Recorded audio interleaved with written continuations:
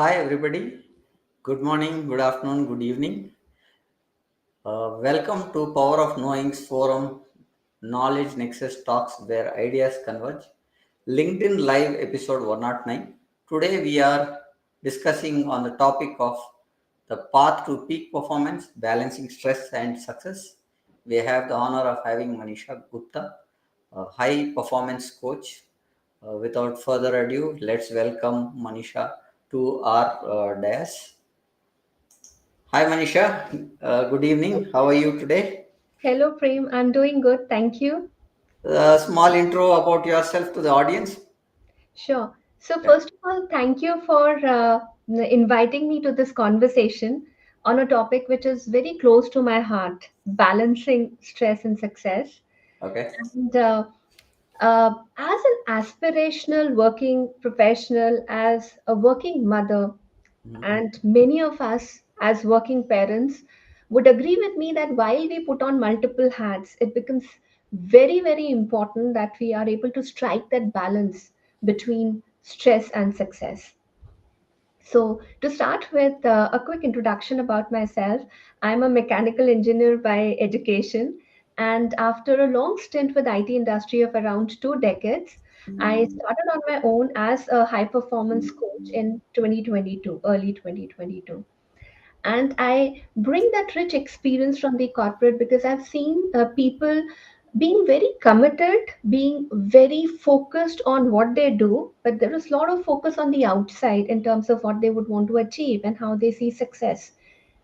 But when we turn that inwards in terms of where we are coming from and how we are connected with that, it becomes a different perspective altogether. And this is what I bring in my coaching in terms of bringing that success from inside out.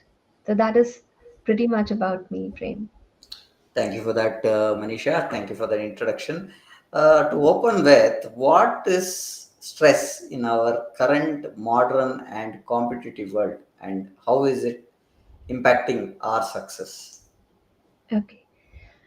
So you used two words, modern and competitive, Yeah. and that has a lot to do with what is causing stress to us.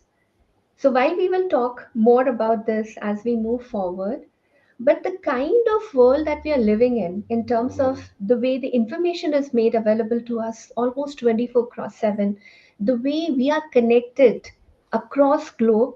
So not only is it putting a lot of pressure on us, making our life, especially professional life, very demanding, but it is creating a lot of stress for us. So now let's first understand what exactly stress is. So let's think of that there is a situation, a threat, which we see and we face in our life. Now, if this stress or this situation, which is creating that tension or that pressure on us, if we are able to take control of it, it gets sorted. But in case we are not able to handle that situation, we are not able to control that situation, that stress is what causes that tension inside us. And this is our way or our bodies, our mind's way of responding to that situation which we are not able to control. So essentially, the stress is just the way we or our body and our mind are reacting to it.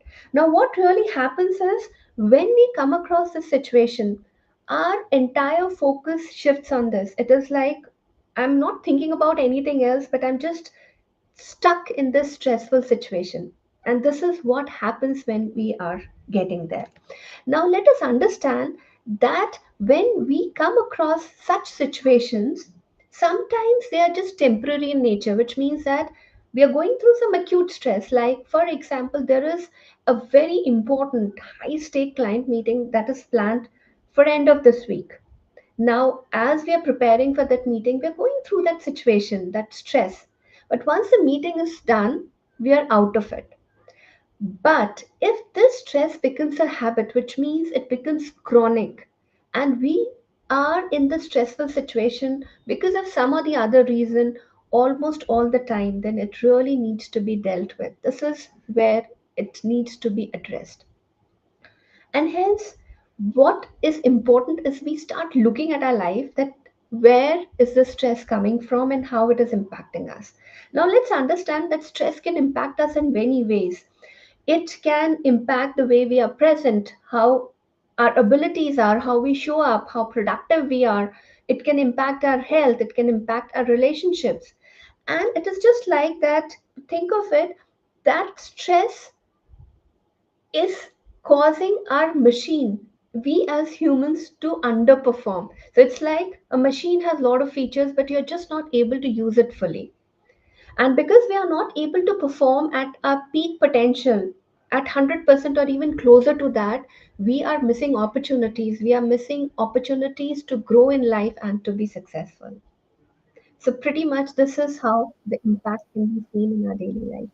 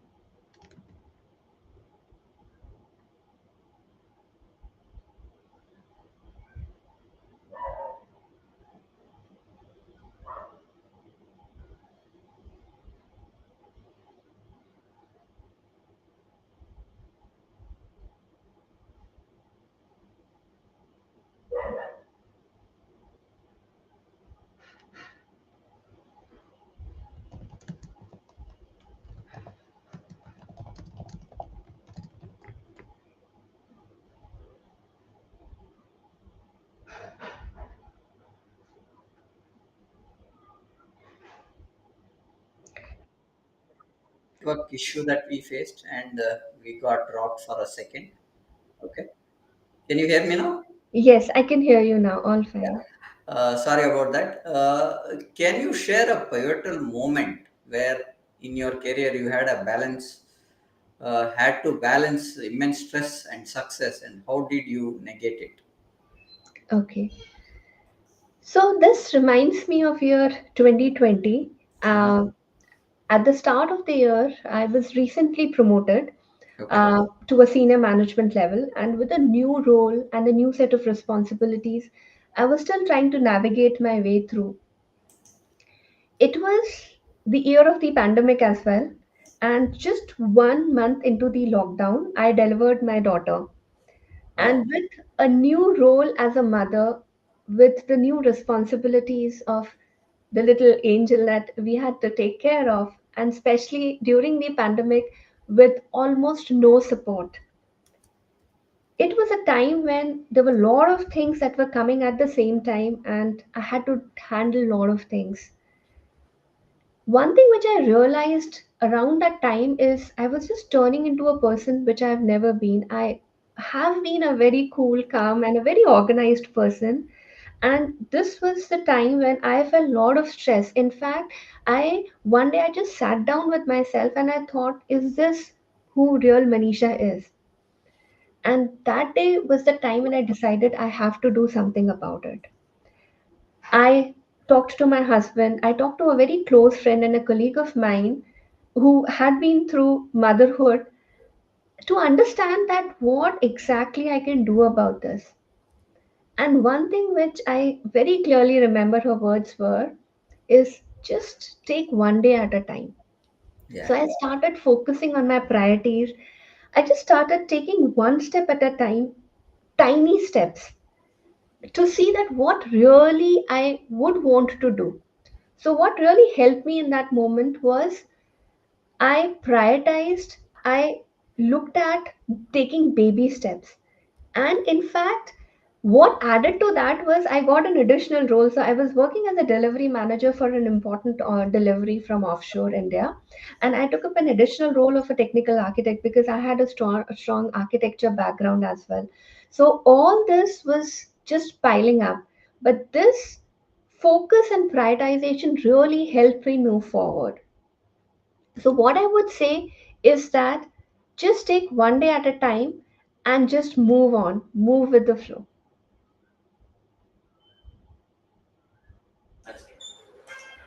Okay, good way of looking at, and a nice experience that you had while you had a kid. I think right that made a lot of difference. I think for you, Manisha. Yes, absolutely. It gave me such a steep learning curve for my own self, Okay, uh, because I would say it was probably the best and the most difficult phase of my life so far. okay, great, great. So, what are the factors that combining combating stress? Where does stress come from, and what are the go-to things to overcome stress and drive success? Okay. So let's understand that usually what we see, right, especially as working professionals, we see stress coming from outside. It could be coming from our professional space in terms of timelines, deadlines, workloads, and so on. But I see that stress essentially comes from two different areas. One is the external stress, and the other is the internal stress. Now, external stress is easier, so let's talk about it first. So, external stress may show up maybe in professional life, what we come through in terms of timelines, workloads, the need to continue upgrading ourselves. So, we know that the landscape is changing, the technology is changing. So, there is a need to continuously upgrade ourselves, and hence, skill gap can be one of the major causes of stress. Plus, there could be need to build relationships. There is a need to connect with people, and that could be a cause of stress for many of us as well. And there could be financial goals, there could be personal reasons. We are playing multiple roles, we are putting in multiple hats, even in our personal life, taking care of kids, taking care of aging parents, not able to spend enough time and quality time with our family members. So, this all could be adding to stress. But let's understand that this stress, which is coming from the external factors, is easy to manage. Why it is easy to manage? Because we can do something about it. We can plan for it. We can prioritize. We can build our support systems around it. We can delegate. We can learn. And we can build the skills to navigate through the stress. But what is more important is when we look at the stress coming from inside us. And what it means is how intrinsically, how we are as a person, how we are showing up, how we are looking at things, how we are responding, what are our behaviors, what belief systems we carry, what do we think about ourselves, how is our self esteem, how are our emotional states. Do we go through negative emotional states often? So, all this is causing the stress to come from inside. And it may show up as mood changes, it may show up as lack of motivation, and so on. So it is very important that we start looking at our stress, which is arising from internal factors as well. Now, as a coach, I help people to look inside them and what could be blocking them. So maybe the first step is just to become aware of what we are going through and where this could be coming from, and then start looking at that, how we are responding to it, and then how we can work towards them. So essentially this is what it is, Prem.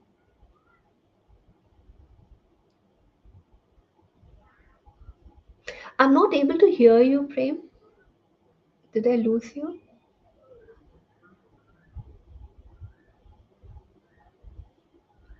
I was talking on mute. Sorry about that. No, Yeah. but So, when we go to the detailing factors, role of a physical health and how health can contribute to overall performance and stress management. To add to that, one pointer is now I think stress is becoming a kind of a management piece of work, but it should not be, right? Stress should not be managed. It has to be let out somewhere. So I think, how do you take that from your viewpoint, Manisha? yes. So let's understand this, that first of all, when we talk about physical health, right, stress has an important role to play. And through physical health, through physical fitness, we can take care of stress to a great extent. So let's first understand that our body and mind, right? So our body and our mind, they're interconnected. They're not separate entities. They work as a system. Mm. So when we go through a stressful situation, for example, the mind sees a threat or it sees a stressful situation, it will send signal to body to respond to it. And how our body responds it will get into an F3 mode, like fight, flight, or freeze mode. And a Yeah. simple example and a very common example is that if, for example, I'm having a difficult conversation with my manager or someone at the workplace, I may either want to sort of, just give it back in terms of I would want to be more aggressive and I would want to fight it out. Or it could be that I just don't want to participate. I'm not even listening. I just want to run away from that situation. Or I just don't know what to do. I freeze.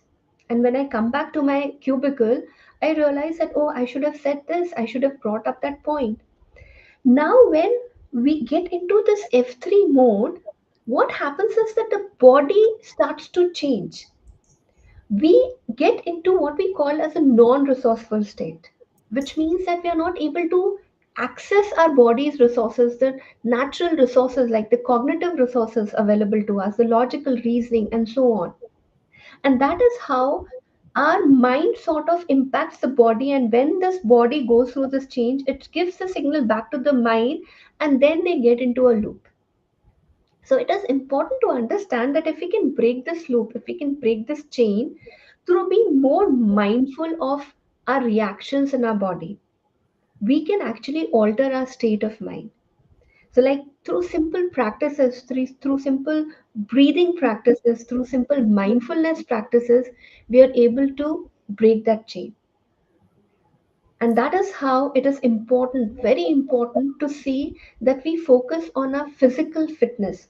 Because when we are focusing on our physical fitness, we're able to build that muscle where we are able to tune in our mind also through our body.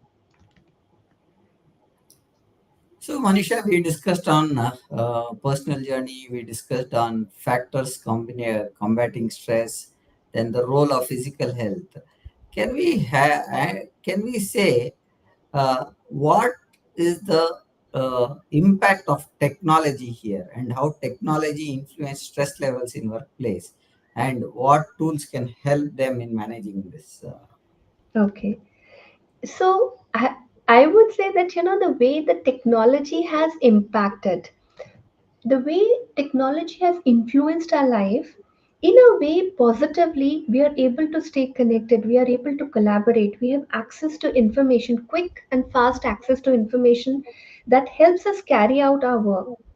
But if we just look at the flip side of it, because we are staying connected, because the information is available to us, we are expected to be on top of everything. We are Mm. expected to be more productive. We are expected to be more efficient.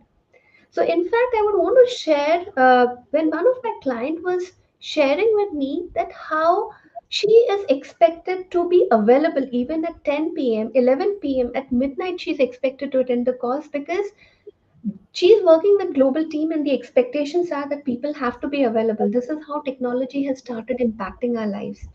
Yeah. And what we have to start looking at is we have to start using technology to our advantage. We have to see that where we can start drawing boundaries. Because if you see a very simple thing, when you are charging your phone, you prefer to keep it aside and let it charge and not use it. And this is something similar we should be doing with our own selves. So when we are charging ourselves, we need that break, much needed break, so that we can get back to work more productively. Yeah, taking that cue, because technology is putting more stress is what I feel, because people, as you rightly said, are connected to global place, and they are expected to be available 24 bar 7 at many of the cases. Yeah, if the organization is working across the globe, then the shifts vary: US, UK, India timing. There would be something that you have to do it at India timing, and there would be something that you have to be part of a session at late nights. I think that's where the availability of technology making you available all the time through remote has also increased some kind of stress, is what I understand. What is your thoughts there, Manisha? Absolutely, Prem. The lines are blurring. Okay. So I remember when I started my career way back in 2003, when I would shut down my desktop at work, it would literally mark the closing of work, and the rest of the day was for myself. But Yes. now this is not happening. We are not able to like literally close a part of us so that we are able to connect with something else. We are all the time connected with work. And even if it is not about work, the information which technology is making available to us, we are just getting overloaded with information. The mind is continuously processing the information, True. and hence it needs to be like really taken care of and to be talked about. Yeah, very important point. Now coming back to the this one, uh, how is stress related to our emotions, and what can we do to balance our emotions to overcome stress and achieve success? Right.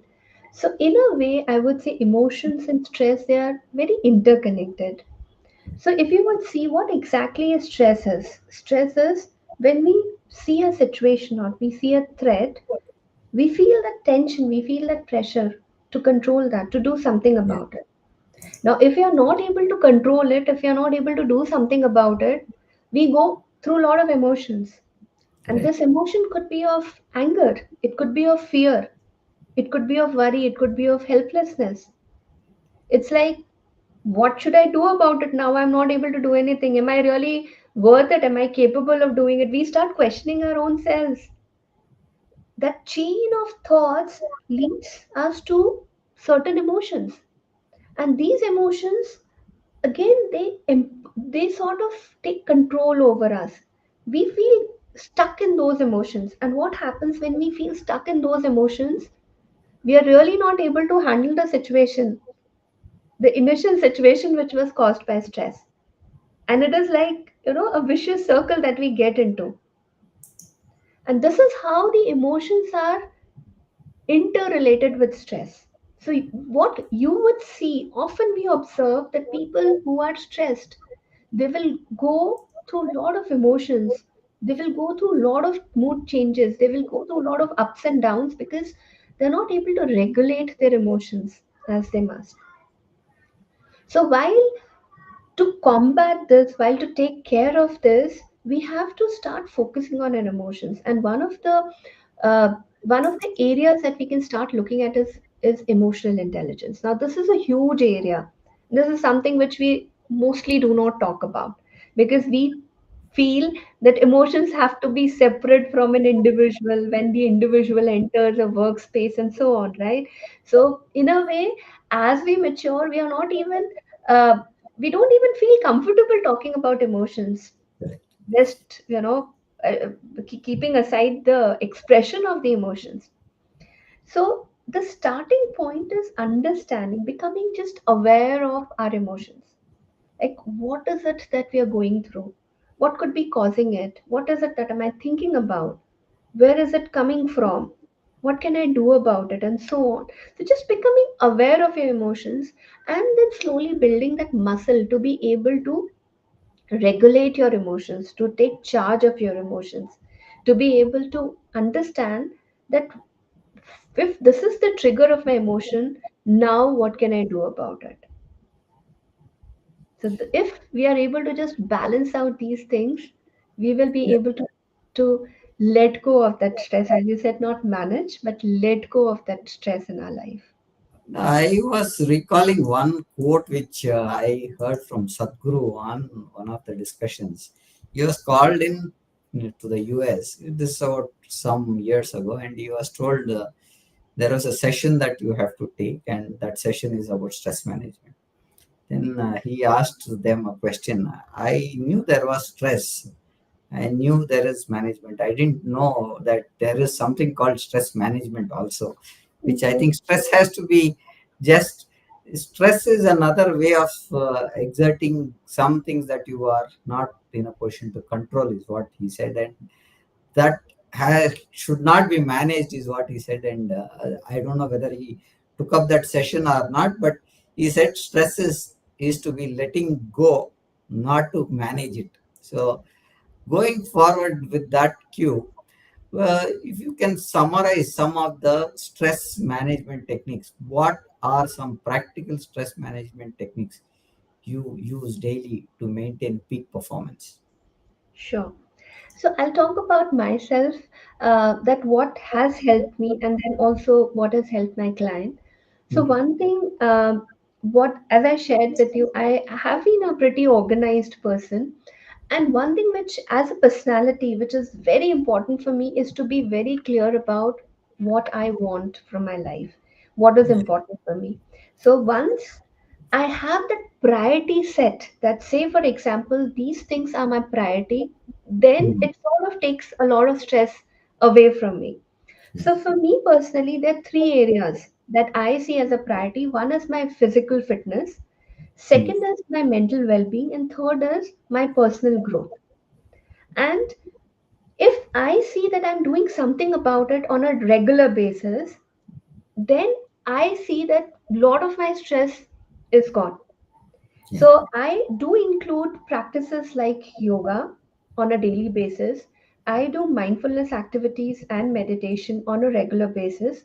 Plus, I ensure that I'm spending some time on my own learning. So I prioritize, I make a list of what is important for me, what should I focus on, and just pick up one or two things out of that which I plan for and bring in my daily regime. But with that said, this is something which is more of an organized person, an organized Yeah. Manisha, and her routine looks like. But when I started on my transformation journey, and this was around 12 years back when I moved to Pune and I started learning Reiki. So I'm a Reiki level 3 practitioner. And when I started learning Reiki and went through a lot of leadership and transformation programs, one thing which I've really started doing is listening to my inner voice. Mhm. This is very powerful. And what I do is I do it on a very regular basis. Now let's understand it this way, that when we are in a stressful situation, there's this lot of inner talk that goes on. And now this inner talk may seem to be very random. We are not able to make sense out of it. But if we can just pause and sit down with this talk, that what it is trying to tell, like what am I fearful about? What is it that I don't want to do? What is it that I like doing but I'm not able to do? Just if I can listen to my voice, then I would get a lot of cues about what exactly I'm going through. So I have made this as a practice to sit down and listen to my inner voice and see that what it is trying to tell me. And then logically think through that what now I have to do about it.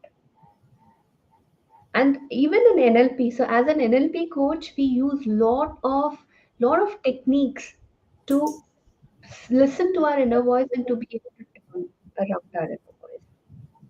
And other than that, Prem, one thing which is really helpful, which is a very powerful technique, is journaling.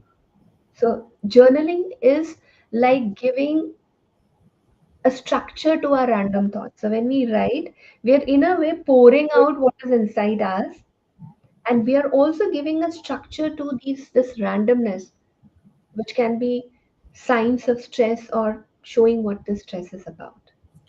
I But think what you said is right. When we talk about 60,000 thoughts a day. I think that's the point that we talk about.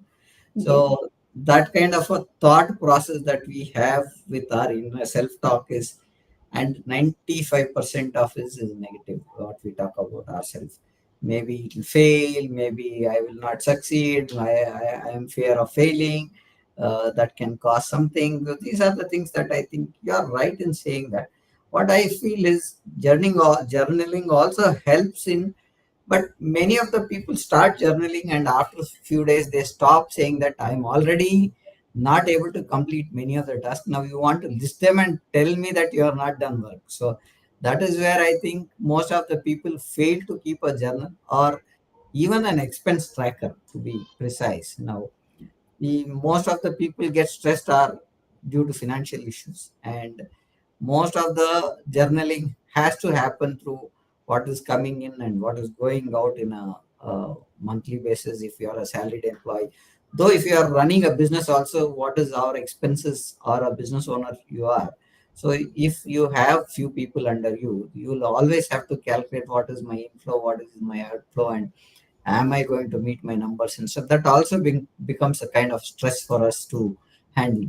Now, going on to the overall life work life balance that we would like to, what do you define, or how do you define work life balance, and strategies to employ to achieve it? Work life balance, as you said, technology is always having a lot of dependency with us currently, and we are mind boggled with the kind of messages that come in, the kind of information that gets passed. And with YouTube and Instagram having the whole set of information, you just start scrolling, you don't know where to end. So that's the kind of thing that happens. But what do you think, is the work life balance better to be managed, or enabled for one person to have a stressless life? Right. So when you said use this term work-life balance, uh, I just remembered how, when I was working, how I used to look at work-life balance. And we use this term work-life balance a lot in corporate, especially Right, when we talk about mental well-being. right. When when I used to think about work-life balance, literally I would think of myself like, on one side of the balance, either focusing on family or focusing on work. And what I realized that if I'm focusing on work, it means less time for my family, less energy for my family, maybe missing out on occasions when I can be with them and when I can like even do something for my family members or for my loved ones. Mhm. And when I would start focusing on family, I would see that maybe I'm not able to give 100% to work. Maybe I'm missing opportunities to learn, opportunities to grow. It could be as simple as that means if I'm spending more time with my daughter, am I not able to prepare for that certification which I had planned for? Now, this is how literally I used to see it. Mhm. But then I realized that work life balance is not about being on one side of the balance. Yeah, It is about you are the pivot on which this balance is actually standing. And it true. means that you are holding it, you are integrating it, you are bringing it together. And when you do not see that there is a difference, work is not outside of your life, it is very much an integral part of your life, then you would be able to bring them together. And some very simple steps that we can take is one is to literally prioritize what is important for you. Lot of times what we do is one of my colleague is talking about a certification, let's do it. It's Mhm. not even on my priority list. Or we Yeah. have to attend a training, let's go ahead and learn. It's not even aligned to my career path. So prioritizing exactly what you would want is very, very important. Now the second thing is also letting go. When we prioritize, we are also letting go of what is not needed. So being okay to let go of what you don't need, not getting into that FOMO thing, that fear of missing out. My friends are doing this, my colleagues are doing this, what will happen? So not getting into that FOMO is also important.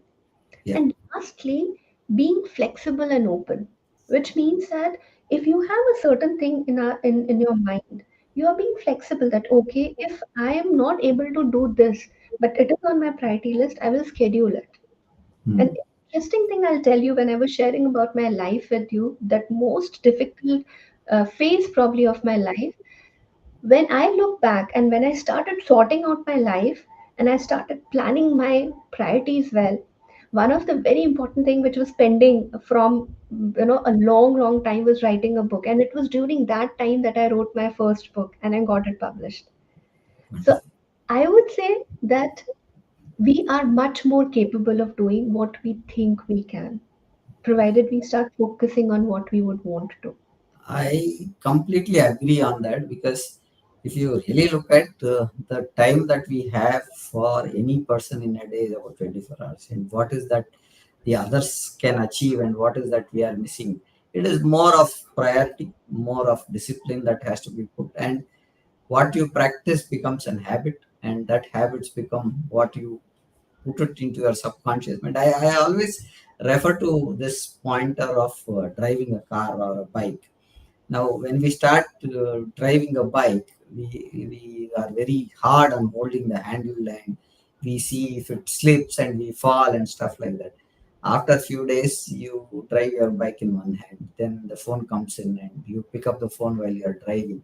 So as to going into a car, if it is an automatic, you just switch to drive and move on. But if it is a manual thing, you have one side your phone, one side you have to change the gears, but you're still on the phone. You control. See, this is more about how you have put as an habit for yourself, and you started driving, and you would be at say sometime 100 kilometers speed, but you still are talking on the phone. You're able to look who's coming left, back side, right side, and from the back somebody is going to overtake you. There's a right turn. You are subconsciously programmed because that's the way you have habituated yourself on driving the car or a bike. So that is what I think. If you start prioritizing and putting your pointers very clear, I think you have much more time, and most of the time goes in the current generation is about scrolling text on Instagram or anything which they find after some time they've lost about 2 3 hours, which can be more productive is what I think. To what you said, coming back to our pointers, what are the peak performance beliefs that we have, or what are the some common misconceptions people have about achieving peak performance? There is always a pointer there says somebody is reached onto a peak level and the other is not reached.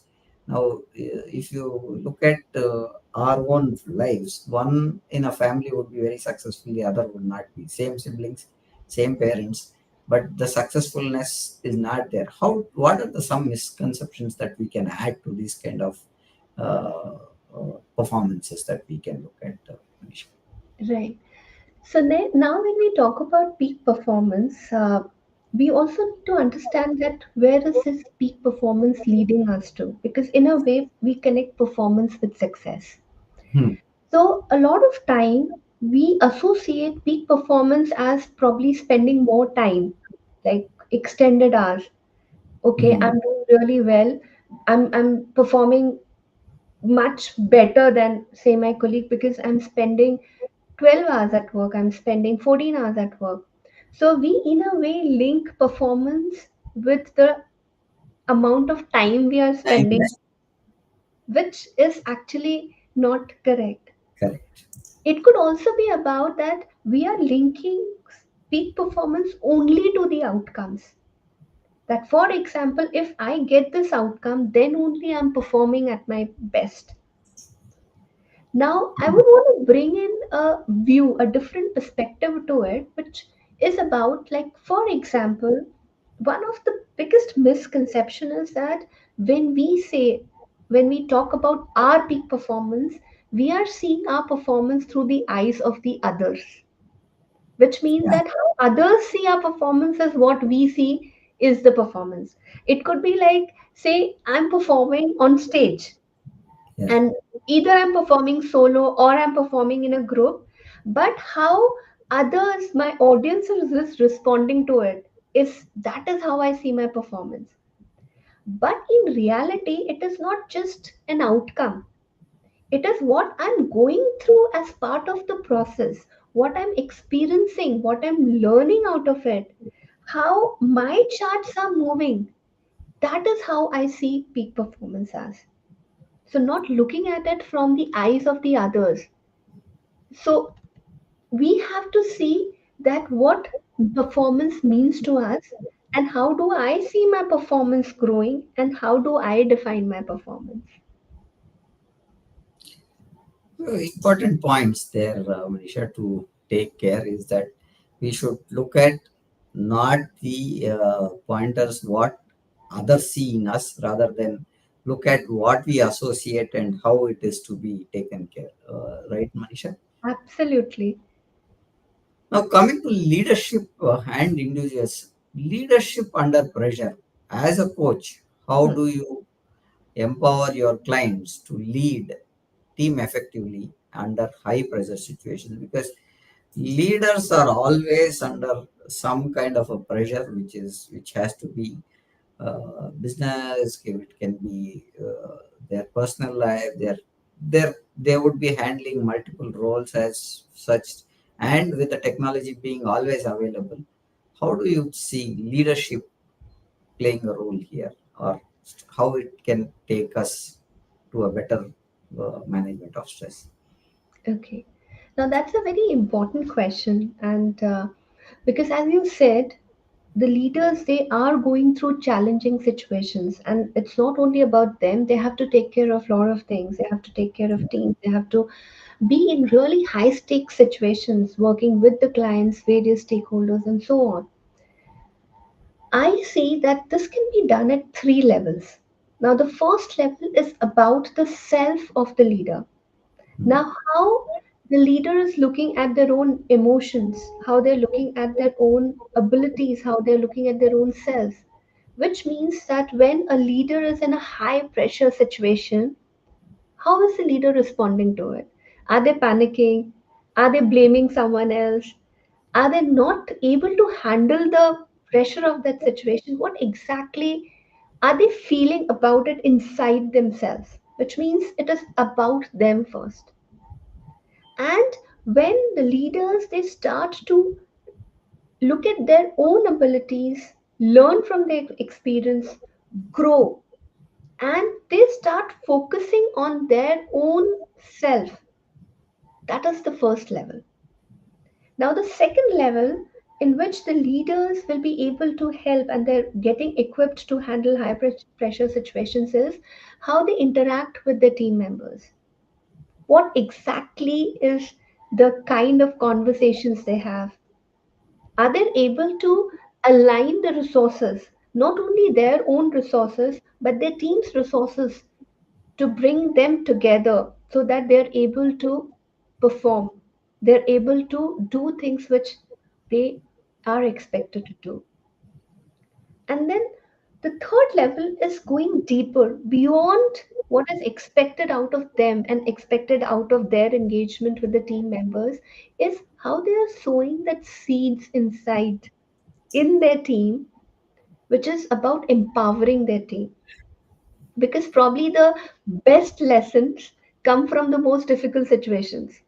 True, true. So, are we feeling stuck in those situations, or we are able to learn from them and grow forward and encourage our team members to imbibe that learning and to move forward? Now you connected on a pointer where we say team, right? Asking about team, what are some innovative practices or policies that you suggest that can support the team's well-being and performance? Because being a leader, you need to balance the teams, right? As you rightly said. Now, what are the some of the pointers that leaders should look for well-being of the team? So, when we talk about innovative or some policies that needs to be brought in, one of the things which I see is that we are just not talking about mental well-being of our employees or of our team members. We are looking at way beyond that. We are looking at the different dimensions in which the employee will be existing, because it's very important to understand that the whole of the person comes to work. So we cannot expect people to give their 100% when they are partially present. And that is why it becomes very important that we have policies, we have plans, we have programs around the holistic well-being. Just like we focus on leadership skills or technical skills or soft skills, we are focusing on life skills, we are focusing on emotional intelligence, we are focusing on the psychological needs. We are making the employees feel safe. We are making employees feel that they are needed in the environment, and the organization and the leaders are focused on their holistic growth. And one thing which I would want to add a very different perspective to it is, let's make even probably taking break or Yeah. sabbaticals a norm. And why I brought this in is, when my daughter was born, I could take leave, but my husband couldn't. And it is absolutely okay for people to take break, to go on sabbatical without feeling that dent in their career. And this is very important for organizations to start looking at. Yeah, so an important point there. Sabbatical is one thing that the female looks at most of the time. From the men's side, sabbatical is not been as a practice that they have been taking. I think that culture has to be brought in the organizations. uh, when you talk about sabbatical and other stuffs, how important is company culture in maintaining a balance of and productive environment, and provide some examples with your clients or organization that you have worked with, Manisha. Right. So let's look at it this way, that we are spending almost one third of our time in sleeping, right? Yeah. So in our day, the remaining 16, 17 hours, what we are left with, the waking time, on an average, people are working for around 10 hours on an average. And here Yes. I'm not talking about the commute time or the off hours where people are responding to emails or calls or even text messages. So if we see, anywhere between 10 to 14 hours, people are also spending around 14 hours on an average in a day. And if you see, overall, we are working for like 40 to 45% in the entire week. We are Yeah. at the workplace, either in person or virtually, but we are connected to people around us, we are connected to the work. And so it becomes very, very important that that 40 to 45% of the waking hours which we are spending at workplace, we are being taken care of. Yeah. And it's not only the responsibility of the organization, it is an individual's responsibility, a leader's responsibility to cultivate that culture which supports mental well-being, which supports individual needs, which supports emotional balance and emotional health. And that is why it is very, very important that the organization and the company culture is aligned to the employees. Because again, if people are not there 100%, they will not be productive. If they're not there 100%, they will not be happy. They will not be fulfilled about what they're doing. So I make a point in my wherever I've been working is that you have to be very close to your team, not to share on a personal front, but uh, support you on work. One, two is the kind of time that you spend in office is more than the time you spend at home, right? And if you are able to bring a bond which says, I am there for you as a team member, and there for you as a colleague, and if we support each other, there could be a lot of things that can be uh, made easier to work now with, as you rightly said, with technology coming in and everything. Now during the COVID period, I don't know whether you have faced that or what I faced things there in COVID period is that you want to call somebody, you call him, but he is in another call. He'll say he'll call you. By the time he calls you, you are in another call. Okay, that is what we found most of the difficult situations that we faced But what we did during that period was that we kept ourselves very strict on some of the timings that we wanted. And our organization, when I was working for a previous organization, we were clear in saying that we will log at 2 o'clock or 3 o'clock, and we'll log off at 10 o'clock if that is the timing that we are working. Or we log at 9:30, and maybe we'll extend from 5 to 6 o'clock, but not beyond that. If anything is, and I wanted to make one statement here is one of my known person, I don't want to say what is the name of the person, but he had put a quote where he had said, while he was off, people used to pester and call him. So he used to make a very clear statement: if there is an emergency, please call the ambulance and reach to the office, reach to the hospital. Otherwise, everything can wait till I come back to office. So his point was, there is nothing that is so pressing that when I go on leave, you need to call me. That pressing issue is already there. But when I'm on leave, I think you are putting more of pressure to make my attention there. I think that can wait because I'm on leave and it is a planned leave, right? So he used to Right. make that statement multiple places. He's told customers about that. And many of our customers used to appreciate that kind of a work-life balance that he used to do. Was, see, he was on leave, he was off the mails and off. What we've seen today's culture is you're on off but still on, available on phone, available on your messaging platform or your collaboration suite somewhere like Teams or Zoom or anywhere. Yeah, so if that kind of an allocation has to be done, when you are on leave, you say I'm available between this period to this period where I can pick up calls. Right. I think that was one of the important pointers that I learned from my previous bosses. Very important lesson for work-life balance, which you made it a point today, Manisha. Right.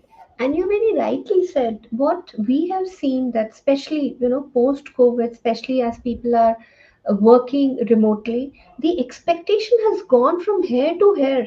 Yes, Like it yes, has shot up like anything, where people, they are expected to be available almost all the time. all the time. And Yeah, especially, like as we were talking earlier, that while we are working in global scenarios, we are working in global setups, especially the time zone differences and all, to some extent we are expected also. But the expectations have shot up, and that is creating such a big reason, it is creating such a big problem for all of us, because individuals are not just getting that time to reset themselves. that's right. I think I need a glass of water. Yeah, Let please. me think. Sure. See, I think what you're saying is right in terms of the way that we are having the availability of people coming into situations that is becoming more demanding, and that has to be balanced. Going further on to what we were discussing, what are the current trends that you see in stress management? Because everything is based on trends, right? Today is more of trend, what is trending, what is insightful, then what is there that is there in stress management, which is kind of a current trend there. So, one of the trends that we see is we are now, organizations are also understanding. They're also understanding that this is becoming important. It is becoming important to focus on the employee well being, not only from a perspective of, say, how uh, the mental well being is, but also physically the employees are fit. Yeah, And say, for example, a lot of organizations are including health checkup. They are giving opportunities for employees to go and to make sure that they focus on their fitness. There are a lot of things that are happening around emotional well-being, around the social dimensions. Now, what is becoming important is that leaders, they start also focusing on a very holistic approach to encompass different areas, like bringing in mindfulness, making this a norm, just like any other important skill that needs to be developed in the team. Mindfulness, talking about work life balance, talking about nutrition, talking about being able to release stress. And the other thing, some of the trends that we are seeing is that it is also about, as we were talking earlier, that the line between work and life is blurring a lot, Yeah, causing a lot of stress on individuals, especially when we are working remotely from home. It's also the flip side is that while it is making us comfortable, while it is helping us with reducing the commute time and so on, social isolation is being felt by the employees. They're feeling digital fatigue because they're all the time on their screen, yeah. right? In fact, there was a blog which I saw is which said switching between screens. Right, one is your mobile, Hmm. one is your laptop, and then when you go home, you switch to TV. So Yes. it is more going that phase is what I understand, and that gave a very different perspective of how to disconnect yourself from these screens, and these have become very addictive nowadays with the kind of content that is coming up and stuff like that. Even if you look at kids, they are fixed on a particular color with the toy at the moment. The kind of colors that are being shown on their mobiles and the kind of clarity that is there for what we are having as a product today is more appealing for elders and the kids, right? So you're right on that, Manisha. So, right from like kids to even elderly people, everyone in between is also hooked to their screens and to their gadgets. Yeah, And that's why it's very important to be able to disconnect from the virtual world, because we are, in a way, we have started living in the virtual world more than we live in the real world. correct. In fact, one of the things that stress does to us is it takes us away from the reality, because True. many a times the things that we worry about or what we are stressed about is not really going to happen. They And may show to fear. add to what you said was what we fear. There is, I think, we had a book which Louis Hay had written. Is false evidence appearing real is the important point for fear, which we feel that there is something which is going to happen, and she has illustrated very well on that book. So, false evidence appearing real is what we call it as fear, right? So, good pointer there, Manisha. Yeah. Coming to the next point that we want to look at is metrics for success, right? How do you measure success beyond financial metrics, particularly in terms of well-being of employee and personal fulfillment? Right. So now when we talk about success, every individual will have their own definition of success. Every team or a leader or an organization will have different definition. Right. And while most people say the success can be measured by numbers, that is how we drive Yeah. success, so that we can make it measurable. We can see where we are and what has changed. But from an employee perspective, success is more about the intangibles. It is about, in my team, in my organization, how fulfilled the employees are. Are we giving them the right opportunities? Are we giving them the opportunities to learn, to grow? How engaged they are, how invested they are, Yeah. how satisfied they feel. And maybe these measures will show up in terms of the culture, the way the culture is being built, the way the productivity of the employees will grow, the attrition rate. Hmm. People would want to stay with the organization or with the team or with the leader. So we will see that as we are looking at these measures of success is not only driven by what is showing up externally, but what is also coming from inside. How committed our employees are, how fulfilled they are, how much desire they have to grow in the organization, to contribute, to bring in the ideas, and how much innovation they will bring in. So, this all will come when people will be more invested in the work they're doing. Okay. Manisha, with this, I think with a closing pointer, what advice for inspiring leaders would you give on handling dual challenges of stress and success?